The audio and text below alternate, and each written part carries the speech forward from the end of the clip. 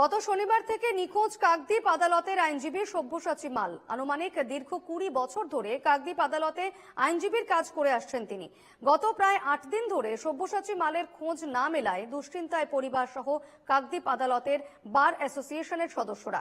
স্বামীর নিখোঁজ হওয়া নিয়ে সব্যসাচী মালের স্ত্রী দোলনচাপা মাল কাকদ্বীপ থানায় লিখিত অভিযোগ দায়ের করেছেন। দোলনচাপা মাল জানিয়েছেন, গত শনিবার দুপুর 2টোর আগে তার স্বামী সব্যসাচী মালের সঙ্গে ফোনে কথা বলেছেন তিনি।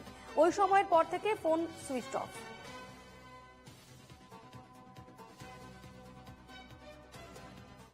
ঘটনা কিছুই ঘটেনি। 11টার সময় বেরিয়েছিল, হেঁটে 11টায় বেরিয়েছে। তারপরে স্কুলে মেয়ের একটা নাম ঠিক করতে যাওয়ার কথা ছিল।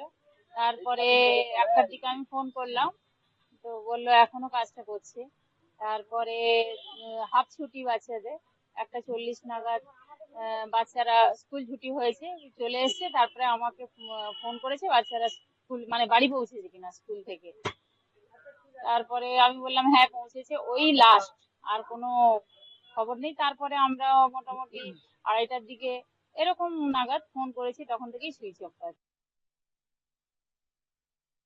1:54 আমার বৌমার সঙ্গে কথা বলেছিলাম এবং তার সন্তানদের স্কুলে থেকে বাড়িতে গেছে কিনা সেটাও বৌমাকে ইনফর্ম করেছে। বৌমা তার প্রত্যুত্তরে বলেছে হ্যাঁ বাড়ি ফিরেছে।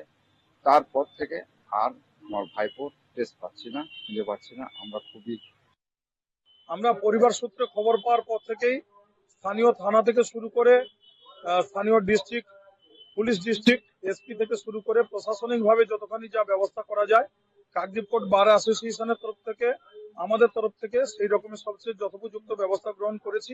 কিন্তু দুর্ভাগ্যের বিষয়, এখনো পর্যন্ত আমাদের নিখোঁজ আইনজীবীর কোনো আমরা খবর পাচ্ছি না বা কোনো অনুসন্ধান মিলছে না।